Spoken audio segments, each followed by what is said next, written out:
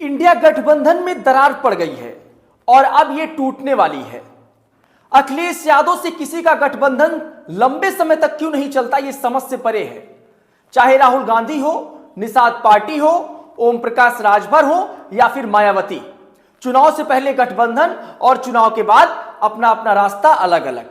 यह कहानी कई सालों से चली आ रही है, लेकिन अगर इस बार इंडिया गठबंधन टूटता है तो अखिलेश को ज्यादा नुकसान होगा या फिर राहुल गांधी को, यह एक बड़ा सवाल है। और यह गठबंधन टूटने का सबसे बड़ा कारण क्या बनेगा, इस वीडियो में पूरी जानकारी आपको देंगे। नमस्कार, बेधड़क खबर देखना शुरू कर चुके हैं आप और मैं हूं आपके साथ विक्की सिंह।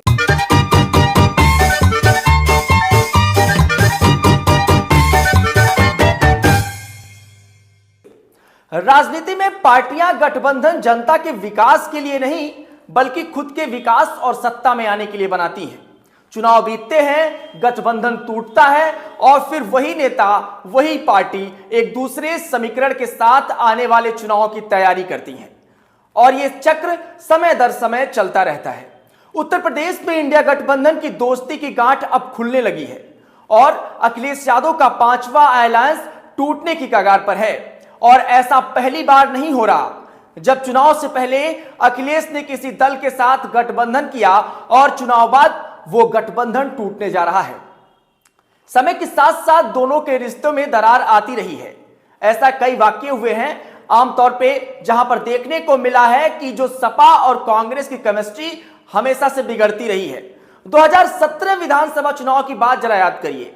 सपा का कांग्रेस से गठबंधन हुआ था, लेकिन चुनाव बाद यूपी के दो लड़कों की जोड़ी अलग हो गई थी और इसके बाद 2018 लोकसभा उपचुनाव में अखिलेश यादव ने निषाद पार्टी के साथ गठबंधन किया। यह भी लंबा नहीं चल सका। इसी तरह 2019 में लोकसभा चुनाव में सालों पुरानी दुश्मनी भुलाकर बसपा सुप्रीमो मायावती ने समाजवादी पार्टी का गठबंधन हुआ और उस समय सपा संरक्षक मुलायम सिंह यादव भी मौजूद थे।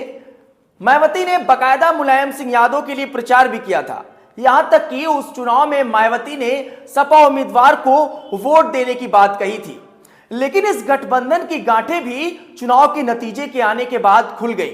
इसके बाद 2022 विधानसभा चुनाव में अखिलेश यादव के साथ आकर सुबसपा मुखिया ओम प्रकाश राजभर ने चुनाव लड़ा था। अब इंडिया गठबंधन इस तरह से ऐसे 5वें गठबंधन होगा जब जो चुनाव से पहले बना और चुनाव के बाद टूटने की कगार पर आ गया है। लोकसभा चुनाव 2024 में यूपी में बीजेपी की विजय रथ की हवा निकालने वाले इंडिया गठबंधन में करीब 6 महीने के अंदर ही दरार पड़ती दिख रही है। यह दरार संसद सत्र की शुरुआत के बाद और ज्यादा बढ़ गई।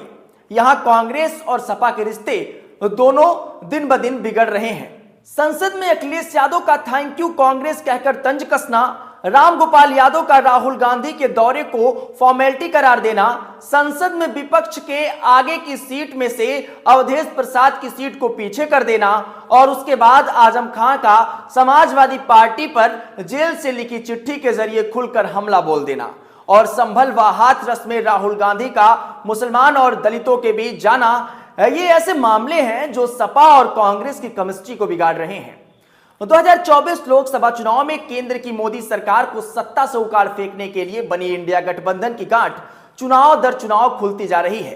हरियाणा और महाराष्ट्र विधानसभा चुनाव में विपक्षी दल की हार के बाद अब यह गठबंधन टूटने की कगार पर पहुंच गया है।